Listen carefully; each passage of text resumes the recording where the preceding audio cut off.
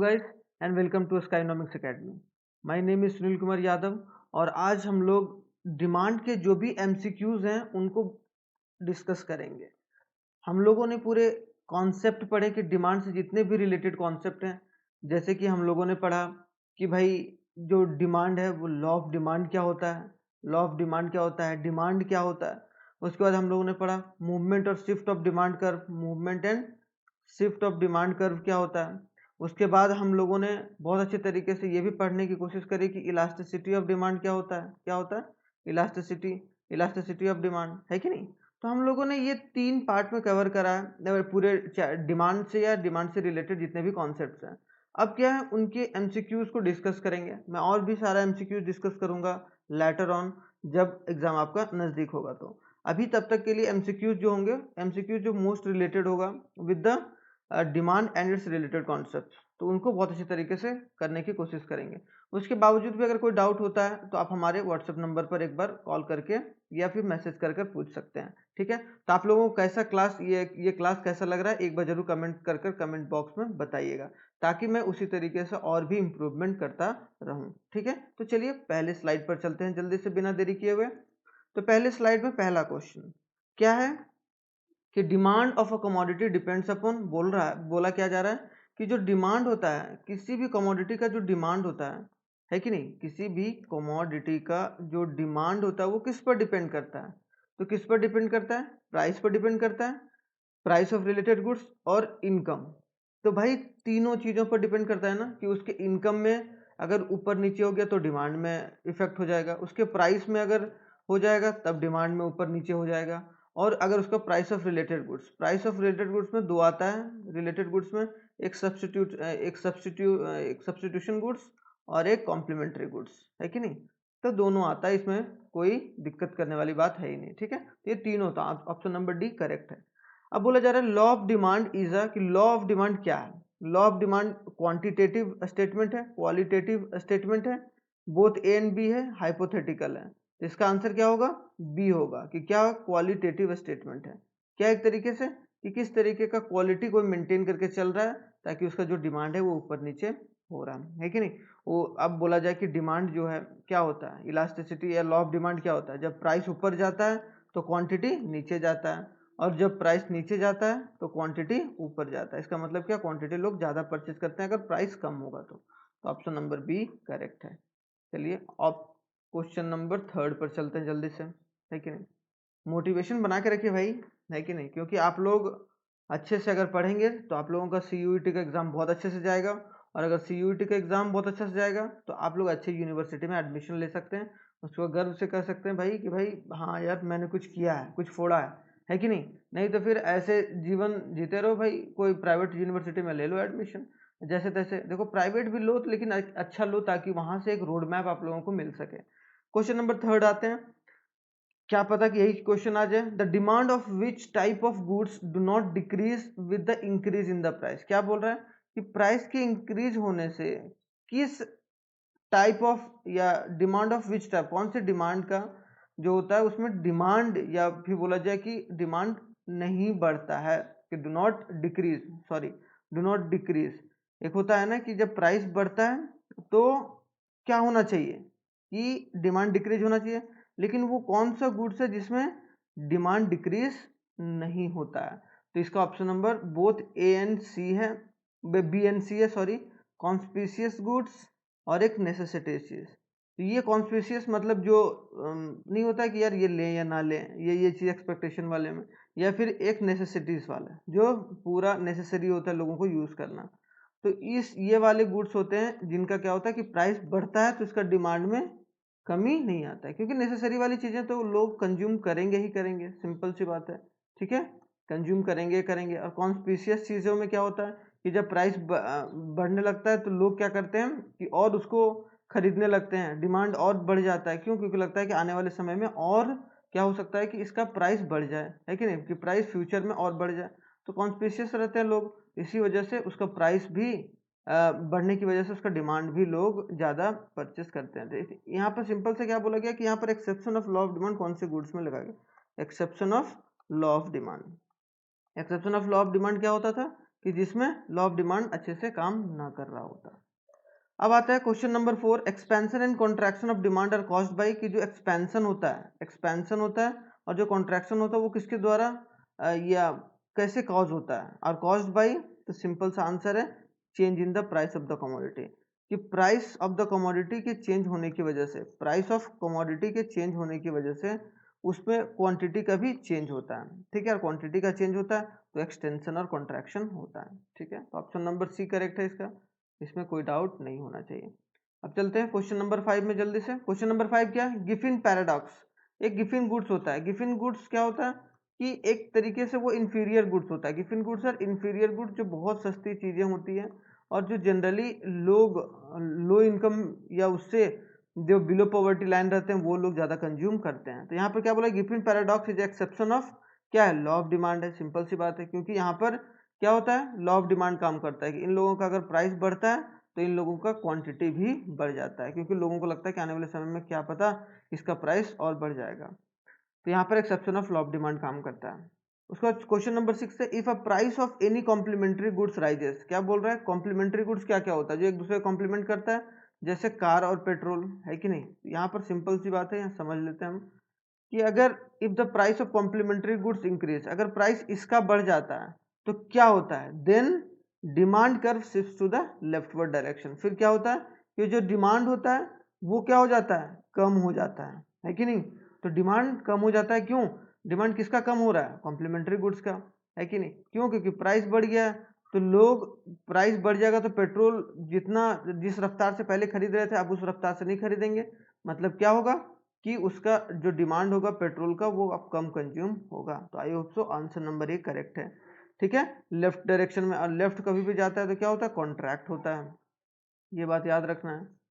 उसके बाद इन case of inferior goods like a bajra, inferior goods जैसे बाजरा, वैसे तो इंफीरियर गुड्स बोला जाता है लेकिन अभी बाजरा ज्वार वो सब इतने अच्छे मिलेट्स हैं जो आपके हेल्थ के लिए भी बहुत इंपॉर्टेंट है, तो अगर आप लोग नहीं खा रहे हैं तो ये सब सारी चीज़ें अपने मील में ऐड ऑन कीजिए ताकि आप लोगों का थोड़ा सा हेल्थ भी अच्छा रहे, क्योंकि पढ़ाई के साथ साथ हेल्थ भी जरूरी है। ये बोला in case of inferior goods like bajra a fall in the price tends to be, अगर इंफीरियर गुड्स का अगर प्राइस फॉल होता है, प्राइस कम होता है तो लोग क्या करने लगते हैं, लोग रिड्यूस द डिमांड, क्या होता है इसमें, डिमांड रिड्यूस कर देते हैं, क्यों, क्योंकि एक बार प्राइस कम हुआ तो लोगों के पास पैसा बचना शुरू हो गया, है कि नहीं। अब मान लो कि पहले इंफीरियर गुड्स जो था ज्वार का 20 रुपये दाम था, अब इसका प्राइस 15 रुपये हो गया, इसका मतलब क्या हो गया कि ये पहले ज्वार या बाजरा का रोटी खा रहा था, अब क्या है कि 15 रुपये का हो गया, तो अब अभी भी तो इसका इनकम 20 रुपये ही है ना, तो मतलब 5 रुपये तो एक्स्ट्रा बच रहा है, तो ये क्या करेगा, इसी को यूज करेगा वो और आटा लाएगा, मतलब अच्छे क्वालिटी का आटा कंज्यूम करने लगेगा, मतलब जो पहले कंज्यूम कर रहा था उसको कंज्यूम नहीं करेगा तो उसकी डिमांड कम हो जाएगी। तो आई होप सो यहाँ ये चीज़ क्लियर है, ध्यान से सुनिएगा ये सब सारी चीज़ों को। अब आता है क्वेश्चन नंबर 8। क्वेश्चन नंबर 8 में क्या है भाई, the demand of function of product of X is given, बोला डिमांड इतना दिया हुआ है कि D X is equal to demand of X commodity को 30 minus 4p, where p is the price of a product. तो क्या बोला, the demand at a price of 4 will be, तो इसमें क्या होगा, demand at a price with 4 will be क्या होगा, तो इसमें ऑप्शन नंबर क्या होगा, ऑप्शन नंबर सी होगा, 14 होगा, ठीक है, तो ये चीज याद रखना है। अब if the price of the sugar increases the demand of the T will be, अगर शुगर का प्राइस इंक्रीज करेगा, अगर शुगर का प्राइस इंक्रीज करेगा तो टी का डिमांड क्या होगा, टी का डिमांड डिक्रीज करेगा, सिंपल सी बात है भाई, क्योंकि शुगर किससे रिलेटेड है, डायरेक्टली शुगर रिलेटेड है डायरेक्टली टी से, तो इसमें कोई कंफ्यूजन वाली बात है ही नहीं, ठीक है। चलिए क्वेश्चन नंबर 10 पर चलते हैं। आप क्वेश्चन नंबर 10 क्या है भाई, क्वेश्चन नंबर 10 समझ लेते हैं।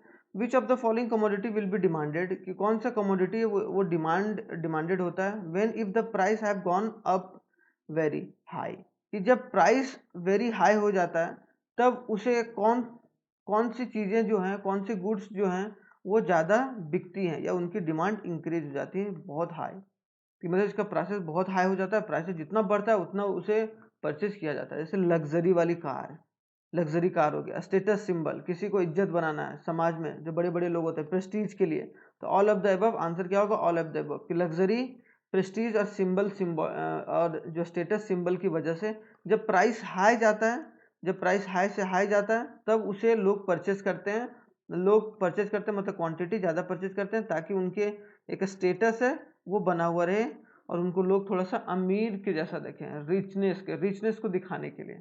ठीक है, ये चीज़ याद रखना है।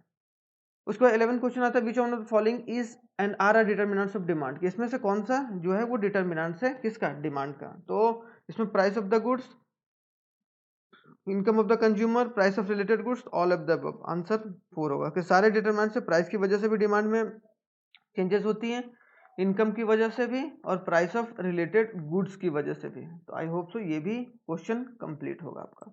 अब आते हैं क्वेश्चन नंबर 12 में। क्वेश्चन नंबर 12 में क्या बताया गया भाई, क्वेश्चन नंबर 12 में बताया गया what will be the impact of fall in the income, कि अगर इनकम में फॉल हो जाता है, ठीक है, of a consumer on a demand for an inferior goods, तो क्या होगा कि राइज इन डिमांड हो जाएगा। अगर इनकम फॉल हो जाएगा तो इंफीरियर गुड्स का डिमांड राइज हो जाएगा, मतलब जो इसका डिमांड होगा वो लोग ज़्यादा खरीदेंगे। क्यों? क्योंकि वो उस समय सस्ता सामान ज़्यादा खरीदेंगे ना कि महंगा सामान। ठीक है, तो which of the following statement is true, इसमें से कौन सा स्टेटमेंट ट्रू है। पहला, market demand curve is the vertical summation of the individual demand curve, क्या वर्टिकल समेशन होता है? बिल्कुल नहीं होता है। B, market demand curve is a horizontal summation of a individual demand curve, horizontal summation होता है ऐसे कर कर मार्केट डिमांड कर्व होता है भाई, सिंपल सी बात है। तो ये ऑप्शन नंबर बी हमारा राइट होगा। तो option number B correct answer है, इसमें आप लोग थोड़ा सा देख लेना। अब आते हैं क्वेश्चन नंबर 14। क्वेश्चन नंबर 14 में क्या बोला गया है कि movement along the demand curve, अगर movement along the demand curve हो रहा है, मूवमेंट हो रहा है, यहाँ शिफ्ट नहीं बोला है, क्या बोला है, अगर मूवमेंट ऑफ डिमांड कर्व हो रहा है तो क्या होगा, तो चेंज इन क्वांटिटी डिमांडेड होगा। ठीक है, अगर मूवमेंट हो रहा है तो चेंज इन क्वांटिटी भी होगा, change in quantity demanded. Option number B right है। फिर movement along the demand curve is also known as, movement along the demand curve को और क्या बोलते हैं, तो चेंज इन डिमांड बोलते हैं, कि उसकी वजह से मूवमेंट की वजह से क्या हो रहा है, चेंज इन डिमांड हो रहा है। चेंज इन क्वांटिटी डिमांडेड मत बोल देना, ठीक है, change in demand, change in quantity demanded, change in related price of the goods, ये नहीं होगा, ये नहीं होगा, ये नहीं होगा। तो ऑप्शन नंबर ए राइट है। Question number 16, which of the following is or are the components of demand, इसमें से कौन सा कंपोनेंट ऑफ डिमांड है, increase in demand, decrease in demand, contraction of demand, expansion of demand. तो इसमें क्या बोला है कि ऑप्शन नंबर 1 और 2 बोला है, फिर बोला है मैंने 1 और 3 बोला है, या बोला जाए 1 और 2 है, या फिर 2 और 4 है, या फिर 3 और 4 है। तो ऑप्शन नंबर इसका क्या है, सी राइट है, 1 और 2, मतलब इंक्रीज इन डिमांड और डिक्रीज इन डिमांड, ये क्या है, चेंज इन डिमांड है। तो क्या इंक्रीज हो रहा है डिमांड और डिक्रीज हो रहा है, इंक्रीज और डिक्रीज इन डिमांड, इंक्रीज और डिक्रीज इन डिमांड। तो आई होप सो ये राइट होगा। ठीक है, अब आता है 17th क्वेश्चन। 17th क्वेश्चन क्या है, which of the following is or are component of change in quantity demanded, कि चेंज इन क्वांटिटी डिमांडेड का कौन सा कंपोनेंट है। इसमें क्या increase in decrease, expansion, contraction. तो इसका ऑप्शन नंबर क्या होगा, डी होगा, 3 और 4, कॉन्ट्रैक्शन और एक्सपेंशन। कॉन्ट्रैक्शन और एक्सपेंशन क्या होता है, change in quantity demanded, change in quantity demanded, और इंक्रीज और डिक्रीज क्या होता था, चेंज इन डिमांड। ठीक है, चेंज इन डिमांड, ये दोनों याद रखना है। तो यहाँ पर पूछा गया कि क्वांटिटी डिमांडेड कौन है, चेंज इन क्वांटिटी, तो expansion and contraction, option number D correct है। If a demand is parallel to X axis, अगर डिमांड जो है वो पैरेलल है एक्स एक्सिस के, ये डिमांड का लाइन है अगर पैरेलल है एक्स एक्सिस के, क्योंकि ये एक्स एक्सिस होता है, ये वाई एक्सिस, तो क्या होगा, what will be the nature of elasticity. मैंने बताया है इलास्टिसिटी ऑफ डिमांड का चैप्टर में, अगर वो चैप्टर आप लोगों ने नहीं देखा है तो जाकर एक बार देख लीजिएगा, मैं उसका लिंक प्रोवाइड कर दूंगा डिस्क्रिप्शन बॉक्स में। तो ये y क्या है और ये x क्या है, एक्स वाई, इधर प्राइस है इधर क्वांटिटी है। तो जो डिमांड है वो हॉरिजॉन्टल रहता है या पैरेलल टू एक्स एक्सिस है, उसको क्या बोलेंगे, परफेक्टली इलास्टिक। क्या बोलेंगे, परफेक्टली, मतलब क्या, elasticity of demand is equal to infinity. समझ में आया? तो आई होप सो ये चीज क्लियर होगा 18th चैप्टर 18th क्वेश्चन। अब 19th क्वेश्चन देख लेते हैं जल्दी से। अब बोला measure of change in the demand of a commodity due to the change in own price, की डिमांड में चेंज हो रहा है। किस में चेंज हो रहा है? डिमांड में चेंज हो रहा है। क्यों? क्योंकि उसके प्राइस में चेंज हो रहा है। अगर प्राइस की चेंज होने की वजह से डिमांड में इंक्रीमेंट डिक्रीमेंट आ रही है तो वो क्या है? प्राइस इलास्टिसिटी ऑफ डिमांड है। क्या है?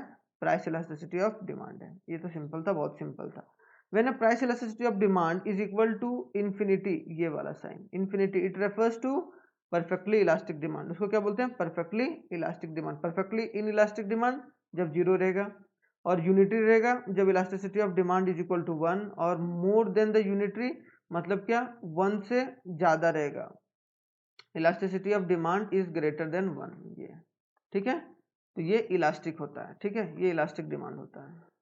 और एक होता है ED is smaller than 1, in elastic demand, perfectly नहीं होगा, इन इलास्टिक। तो ये चारों चीजें आपको पता होना चाहिए, पांचों चीजें। चलिए 21 क्वेश्चन पर चलते हैं। 21 क्वेश्चन क्या है?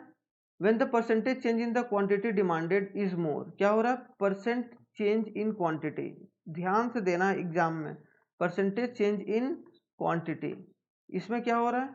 इज मोर, ये मोर चेंज हो रहा है, ज्यादा चेंज हो रहा है।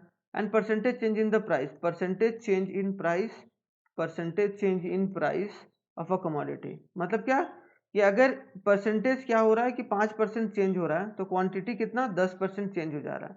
और जहां पर क्वांटिटी ज्यादा चेंज होगा उसको हम लोग क्या बोलते थे? मोर देन द यूनिटरी, मतलब क्या? Elasticity of demand is greater than 1, जिसे हम लोग क्या बोलते थे? इलास्टिक इन नेचर, या इलास्टिक डिमांड बोलते थे, इलास्टिक डिमांड। तो ऑप्शन नंबर मेरा सी करेक्ट ऑप्शन है। तो ये बात याद रखना, जहां क्वांटिटी ज्यादा चेंज होगा उसको ईडी इज ग्रेटर देन 1, ठीक है।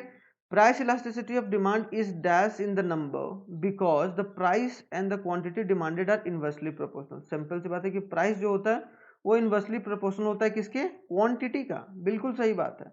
तो ये ऑप्शन नंबर बी होगा नेगेटिव।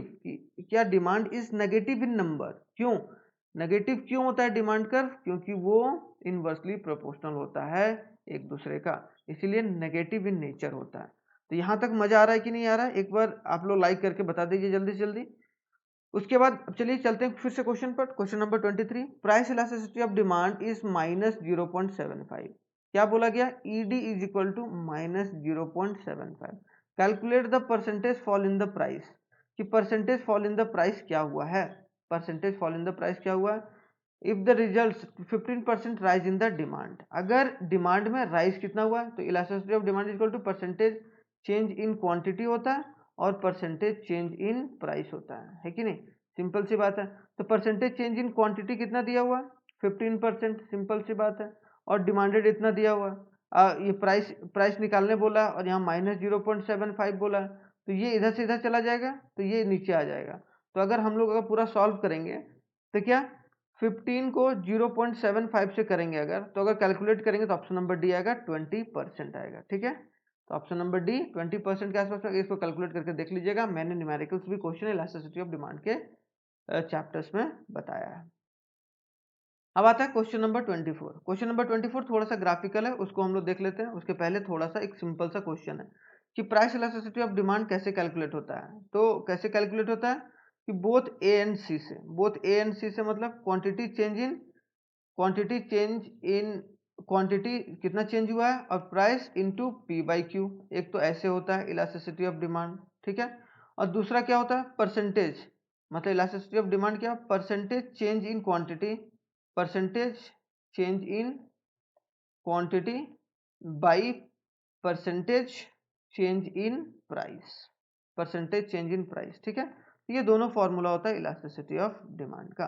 तो ऑप्शन नंबर 1 और सी दोनों करेक्ट है। Percentage change in quantity by percentage change in price, ठीक है। यहाँ पर क्वांटिटी है, क्वांटिटी डिमांडेड है, यहाँ पे लिखा गया, वैसे भी लिख सकते हैं। तो यहाँ पर अब आता है 25th question. See in diagram, diagram में देखिए भाई क्या है, ये एक्स एक्सिस है, ये वाई एक्सिस है। वाई में क्या है? प्राइस है, इधर क्वांटिटी है, और जो डिमांड है मेरा स्टीपर साइड में आया हुआ है। तो इसका ऑप्शन नंबर क्या होगा? बोला कि सी डायग्राम ये क्या शो कर रहा है? तो ये क्या शो कर रहा है? एक इन इलास्टिक डिमांड शो कर रहा है। क्या? In elastic demand. In elastic demand मतलब ईडी इज लेस देन 1, या इन इलास्टिक डिमांड शो कर रहा है, ठीक है। आई होप सो ये चीज़ क्लियर होगा, क्योंकि देख लो कि अगर मान लो कि यहाँ पर ऐसे करके प्राइस अगर चेंज हो रहा होगा तो मतलब यहाँ पर क्या हो रहा है कि क्वांटिटी कम चेंज हो रहा है, क्वांटिटी लेस चेंज हो रहा है in compare to price, price के हिसाब से प्राइस मोर चेंज हो रहा है। अगर प्राइस 10% चेंज हो रहा है तो अगर क्वांटिटी 5% चेंज हो रहा है। तो आई होप सो ये भी 25th क्वेश्चन भी क्लियर होंगे। अब 26th में चलते हैं। 26th में क्या फिर से आ गया थोड़ा सा। अब ये सीधा डायग्राम, इसमें क्या बता रहा है आपको, ये वाला अगर ऐसा ग्राफ रहेगा थोड़ा सा मतलब हॉरिजॉन्टल टाइप में रहेगा तो उसको हम लोग क्या बोलेंगे, ज़्यादा स्टीपर रहेगा तो इनइलास्टिक, और ये रहेगा तो हम लोग यूनिटरी इलास्टिक डिमांड बोलेंगे। क्या बोलेंगे, elasticity of demand is equal to 1।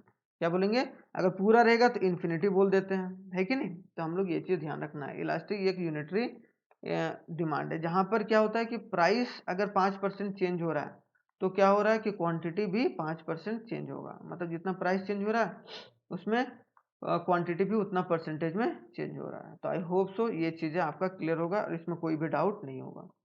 ठीक है, तो चलिए चलते हैं नेक्स्ट वाले क्वेश्चन पे फटाफट। 27, बोर तो नहीं हो रहे भाई, बोर होना बिल्कुल नहीं है। अगर अभी आप बोर हो जाइएगा तो फिर तो बड़े बड़े जो प्रोफेसर रहेंगे उनके लेक्चर्स को कैसे सुनोगे, वो तो भाई स्ट्रिक्टनेस है। देखो थोड़ा सा फनी भी होना चाहिए, थोड़ा सा हर एक चीज़ें होनी चाहिए, लेकिन आपको एक जो गोल है, गोल ओरिएंटेड जो भी है वो काम करना चाहिए आप लोगों को, ताकि आप लोग और अच्छे तरीके से अपने लाइफ में भी आगे बढ़ सकें और एक गोल ओरिएंटेड प्रोसेस भी लेकर जीवन में चल सकें। तो ये क्या है, जिसमें क्या हो रहा है, सिर्फ प्राइस चेंज हो रहा है लेकिन क्वांटिटी कांस्टेंट है। मतलब क्वांटिटी कांस्टेंट है, क्वांटिटी कांस्टेंट है, क्वांटिटी कांस्टेंट है लेकिन प्राइस चेंज हो रहा है, प्राइस चेंज हो रहा है। इसको क्या बोलेंगे, perfectly inelastic demand. Perfectly inelastic demand बोलते हैं हम लोग इसको। क्यों, क्योंकि यहाँ पर इलास्टिसिटी ज़्यादा हो ही नहीं रहा है, मतलब elasticity of demand is equal to 0 हो रहा है। यहाँ पर ये बात याद रखना है, ठीक है, परफेक्टली इनइलास्टिक में। ठीक है, अब आते हैं क्वेश्चन नंबर 28 में। क्वेश्चन नंबर 28 बोला है, if 10% rise in the price of the good X leads to a 20% fall in the 20% fall in the quantity demanded. कि अगर प्राइस में 10% का चेंज हो रहा है, प्राइस में 10% का चेंज हो रहा है लेकिन क्वांटिटी में 20% का चेंज हो रहा है, मतलब क्वांटिटी में ज़्यादा चेंजेस हो रहा है ना, तो इलास्टिक इन नेचर है। मतलब क्या, कि जो elasticity of demand is greater than 1। ये याद रखना भाई, यहाँ से क्वेश्चन आएगा ही आएगा पांचों वाले पार्ट में जो मैंने इलास्टिसिटी ऑफ डिमांड पढ़ाया भी था। विच one of the following is not true about the elasticity of demand. इसमें से कौन सा ट्रू नहीं है, तो कौन सा ट्रू नहीं है, elasticity is a perfectly elastic demand in a horizontal. ये परफेक्टली इलास्टिक होता है भाई हॉरिजॉन्टल में, क्योंकि ईड इज इक्वल टू क्या होता है यहाँ पर, इन्फिनिटी। सेकंड में बोला गया है demand curve is perfectly inelastic when the vertical. सही बात है ये भी, देखो वर्टिकल मतलब जब ये वर्टिकल हो जाता है तो यहाँ भी क्यों, क्योंकि elasticity of demand is equal to यहाँ पर 0 हो जाता है। लेकिन demand of luxury good is highly inelastic. क्या जो डिमांड ऑफ लग्जरी गुड्स है वो हाईली इनइलास्टिक है? बिल्कुल गलत है, ये हाईली इनइलास्टिक नहीं है। तो ऑप्शन नंबर जो 3 होगा वो हमारा करेक्ट आंसर है, मतलब ऑप्शन नंबर डी जो होगा वो नहीं सही है इलास्टिसिटी ऑफ डिमांड के बारे में। अब आते हैं क्वेश्चन नंबर 30। क्वेश्चन नंबर 30 में क्या बोला भाई, विच of the below statement is true about the elasticity. अब वहां बोला फॉल्स, यहाँ बोला कि कौन सा इलास्टिसिटी ऑफ डिमांड के बारे में ट्रू स्टेटमेंट है। तो the unit use in measure of price but not use in quantity, बिल्कुल गलत बात है, ये दोनों में यूनिट यूज होता है। B the quantity are use to measure the price and quantity, कि यूनिट को यूज किया जाता है प्राइस और क्वांटिटी दोनों में, बिल्कुल गलत बात है, यूनिट तो किया ही जाता है लेकिन इसमें वो वाली बात है ही नहीं। सी कि the unit are used to measure the quantity but not use, बिल्कुल गलत है, ये भी ऑप्शन गलत है। Neither the unit are use to measure the price not to measure the, बिल्कुल ये सही बात है कि ना तो मेजर करने के लिए, मेजर जो भी इलास्टिसिटी ऑफ डिमांड होता है उसको मेजर करने के लिए कोई यूनिट की जरूरत नहीं होती है। केजी वगैरह जो भी रहता है ना उसको हम लोग एलिमिनेट कर देते हैं ना, उसमें कोई वो चीज़ ज़्यादा रोल प्ले नहीं करता। तो option number D correct option है, ठीक है। अब आता है if the price elasticity of demand is 2 and a 10% increase in the price, क्या हो रहा है, इलास्टिसिटी ऑफ डिमांड कितना है, 2 है, और जो प्राइस में परसेंटेज चेंज हुआ है वो 10% है, तो डिमांड में कितना डिक्रीज होगा। तो हम लोगों ने पढ़ा elasticity of demand is equal to percentage change in quantity, percentage change in quantity निकालना है, percentage change in quantity demanded निकालना है और इसका 10% है, ठीक है।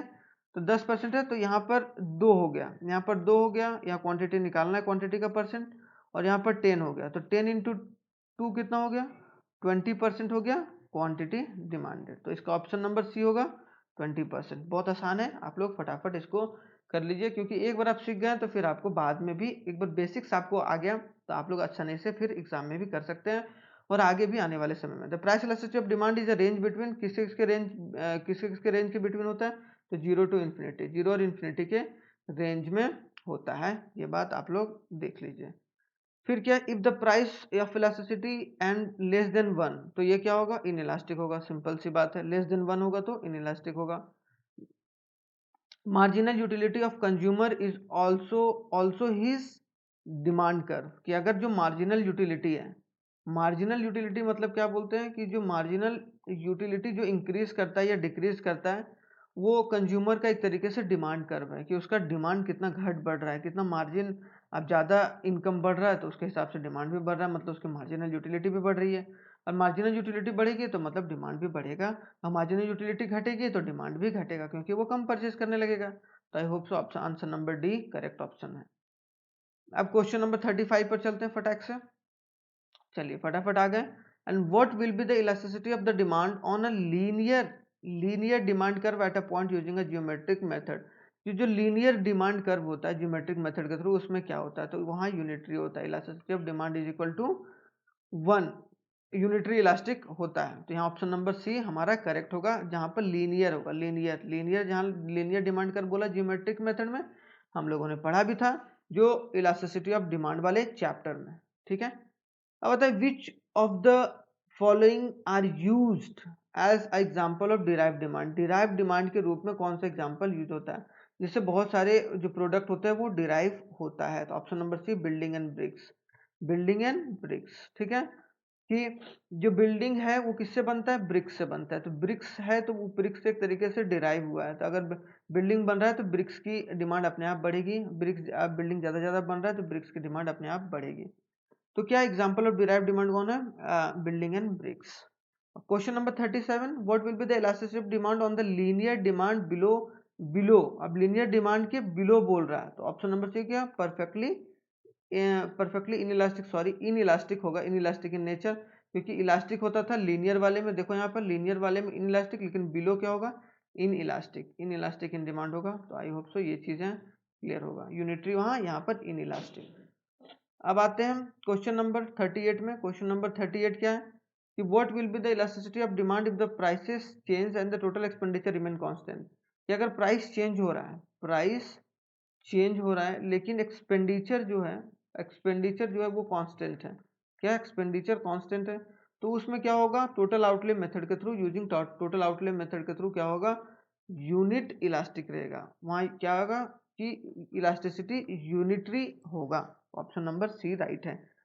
क्वेश्चन नंबर 39 क्या, what is the elasticity of demand if the price and the total expenditure move in the opposite direction. अगर अपोजिट डायरेक्शन में दोनों, कि प्राइस और एक्सपेंडिचर जब बढ़ रहा है तो प्राइस घट रहा है, तो क्या होगा, option number C elastic in nature होगा। यहाँ पर क्या होगा, इलास्टिक इन नेचर।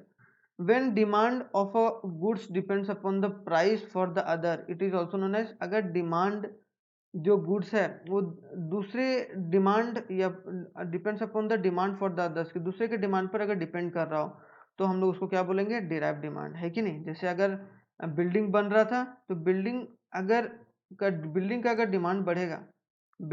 डिमांड बढ़ेगा, तभी ब्रिक्स का डिमांड बढ़ेगा। आई होप सो समझ में आ गया, तो एक दूसरे से रिलेटेड है।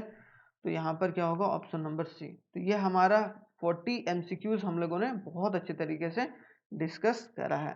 तो ये अभी तक कोई डाउट नहीं होना चाहिए। उसके बाद भी अगर आप लोगों को डाउट हो रहा है तो आप लोग आराम से या बिना कोई हेजिटेशन के हमारे व्हाट्सएप नंबर पर आप लोग पूछ सकते हैं, ठीक है।